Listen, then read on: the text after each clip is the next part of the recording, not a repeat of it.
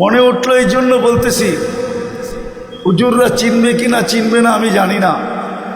আবু আবদুল্লাহ জাসুলি নামে একজন লোক ছিলেন, মিশরের সবচেয়ে বড় আল্লাহওয়ালা, যিনি দালাইলুল খায়রাত লেখছেন। হুজুররা তো দালাইলুল খায়রাত চিনেই না, পড়বে কোত্থেকা? রাগ হয় না, পায়ে হাত রাখি আপনাদের।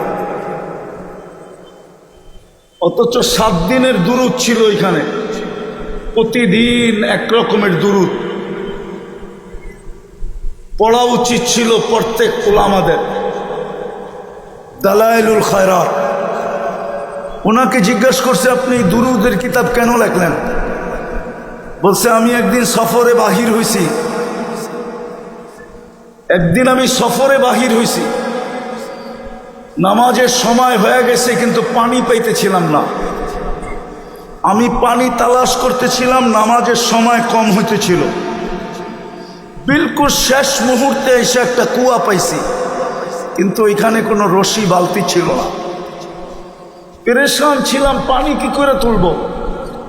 তো দেখতেছিলাম পাশেই একটা মাটির ঘর, ছাদে একটা 5-6 বছরের মেয়ে খেলতেছিল ছাদে। তো ডাইকা বললাম, ওই মেয়ে আমাকে একটা বালতি আর রশি দাও। বলল, কেন? বসে উজু করব, নামাজ পড়ব, সময় কিন্তু সংক্ষেপ, অল্প সময় রয়ে গেছে। তো মেয়ে জিজ্ঞাসা করছে, তোমার নাম কি? আমার নাম আবু আবদুল্লাহ জাসুলি। তো মেয়ে একটা অট্ট হাসি দিয়া বলতেছে, শাইখ আবু আবদুল্লাহ জাসুলি, ইউসনা আলাইকা দুনিয়া বিল খাইর, সারা দুনিয়া তোমার গুণগানে রত, পুরা আরব ভূখণ্ড তোমাকে চিনে। ও আনতা তাতাহাইয়ার আন তাখরুজাল মাআ মিনাল বীর, তুমি কুয়ার থেকে পানি উঠাইতে পারতেছো না, রশি টুকাইতেছো আর বালতি। এত বড় শাইখ হয়ে কি লাভ হইল? আবু আবদুল্লাহ জাসুলি বলতেছে, ওই মেয়ে, তর্ক বিতর্ক করিস না, বালতি দে, রশি দে। তো মেয়ে বলতেছে, সর। ওই ছাদের থেকে দাঁড়ায়া কুয়ার ভিতরে থুতু মেরা দিছে, আর পানি উছলায়া উপরে চলে আসছে। মেয়ে বলতেছে, ওই শাইখ কর উজু, পড় নামাজ। তাড়াতাড়ি উজু করে নামাজ পড়া জিজ্ঞাসা করছে, ওই মেয়ে, তুই এত বড় মর্তবা পাইলি কি করে? তো বলতেছে, আমি বকরি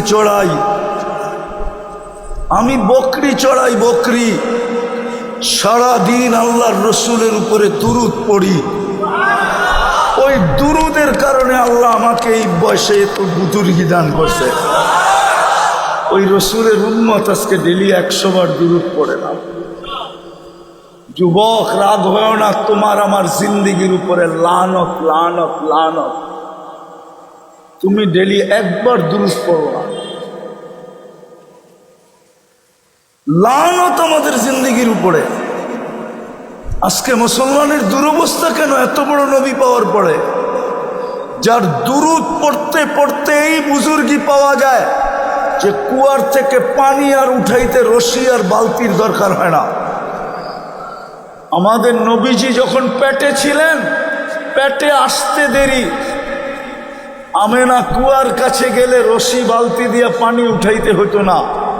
কুয়ার পানি উছলায়া উপরে আসতো, আর আয়েশা প্রথমে সালাম দিত, আমেনা সালাম, তো জাহানের বাদশাহ তোমার পেটে, তুমি চলে আসছো কেন?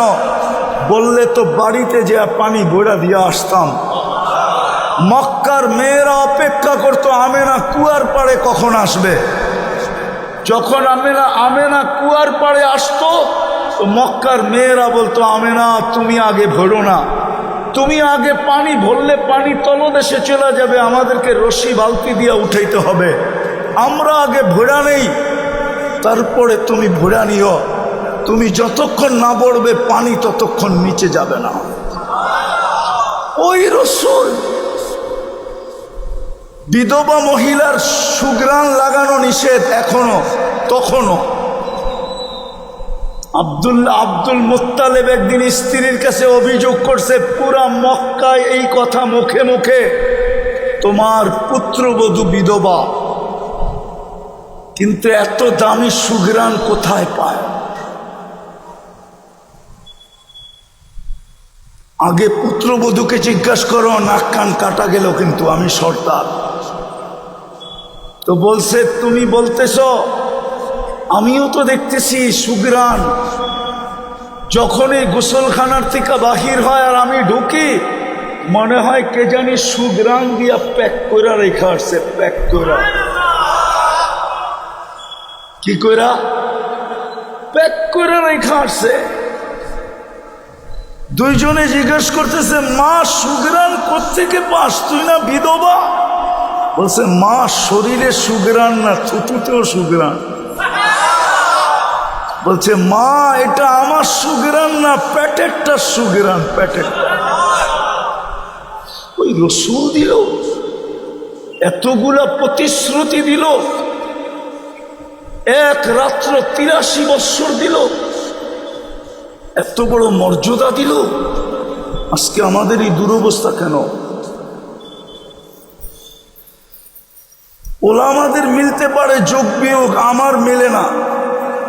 ফিলিস্তিনের যুদ্ধ আমার যোগ বিয়োগ মিলে না। কিশোরগঞ্জের ওলামাদের মিলতে পারে যোগ বিয়োগ, আমার মিলে না। কেননা ওনারা তো মিডিয়ায় ফিলিস্তিন দেখছে মনে হয়, আমার মতো 15 বছর আগে যে চোখে দেখে নাই ফিলিস্তিন। আমার মতো যদি 15 বছর আগে দেখতো ফিলিস্তিন, তাহলে ওরও যোগ বিয়োগ মিলতো না। যে যেইখানে ইব্রাহিম আলাইহিস সালাম ঘুমায়, যেইখানে মুসা আলাইহিস সালাম ঘুমায়, যেইখানে শুআয়ব আলাইহিস সালাম ঘুমায়, যেইখানে ইউসা বিন নুন ঘুমায়, যেইখানে 70 জন নবীর কবর চিহ্নিত ঘুমায়, যেইখানে ৪৫,০০০ সাহাবা ঘুমায়, ওই রসুল যেখানে পাও রাখে, যার জন্য আল্লাহ 2টা সম্মেলন করেন। 2টা। কয়টা? কয়টা? 2টা সম্মেলন করছেন আল্লাহ। একটা আরশের নিচে করছেন, ইয আখাযাল্লাহু মিসাকান নাবিয়্যিন। এই জন্য আপনাদেরকে আমি একটা তথ্য দেই, কেউ যদি বলে যে অমুকে নবী, মুহাম্মদুর রাসূলুল্লাহর পরে যদি কেউ বলে যে অমুকে অমুকে অমুকে, আরে আমাদের দেশে আছে না নবীয়তের দাবি করে অমুকে, না নাই আছে? ওদেরকে আগে বলেন, প্রমাণ কর তোর নবী এই সম্মেলনে ছিল কিনা। যদি প্রমাণ করতে পারোস তো মাইনা নিব। রব্বে কাবার কসম, চলো দুনিয়া উল্টায় গেল, কাদিয়ানি প্রমাণ করতে পারবে না যে ওর রসুল ওই দিন ওই সম্মেলনে ছিল। যখন ছিল না তো এটা 22 নম্বর। কি কয় নম্বর? কয় নম্বর? কেন ওই সম্মেলনে প্রমাণ করতে পারবে না। দ্বিতীয় সম্মেলন, মেরাজের রাত্রে আল্লাহ সমস্ত রসুলদেরকে সশরীরে জীবিত করে সম্মেলন করছেন বাইতুল মুকাদ্দাসে। বলো করেন নাই? দ্বিতীয় ওকে প্রশ্ন করেন, তুই যাকে নবী মানতে বলতেছিস বা তুই যাকে নবী মানিস, বল এই সম্মেলনের ভিতরে ছিল কিনা।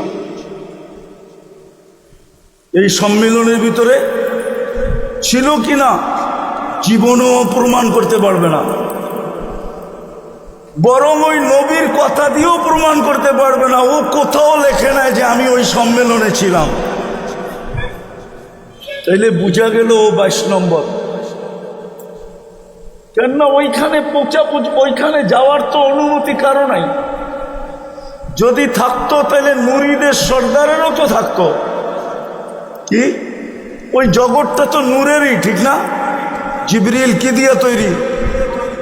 নূর দিয়া তৈরি।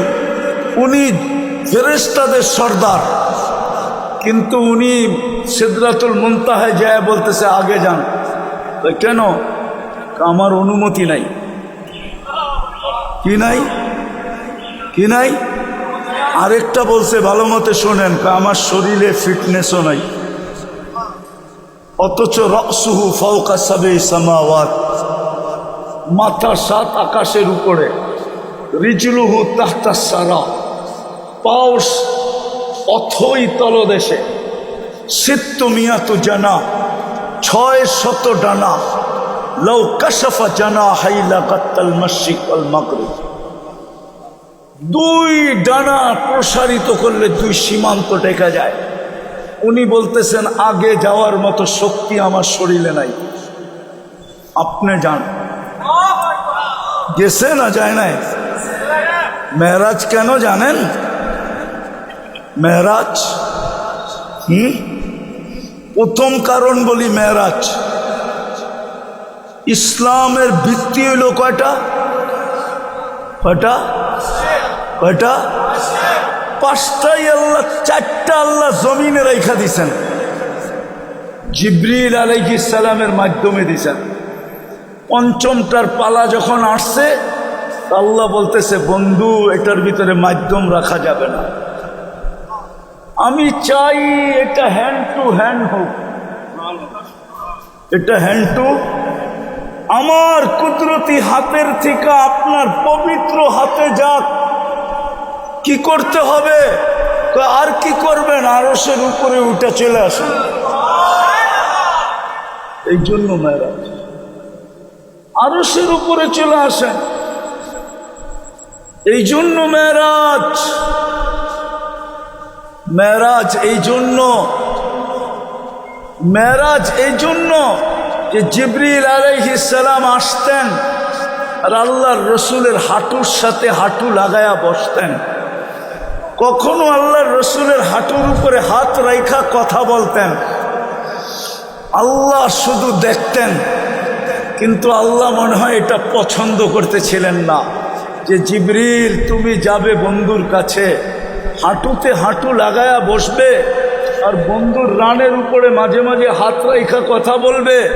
জিবরিল এটা হইতে দেওয়া যায় না, আমি তোমাকে সরায়া দিব, বন্ধুকে উঠায়া টাইকা নিয়ে আসবো, বন্ধু আমার পাশে বসবে, কাবা কাউসাইনি আও আদনা, সুম্মা দানা ফাতাদাল্লা ফাআওহা ইলা আবদিহি মা আওহা।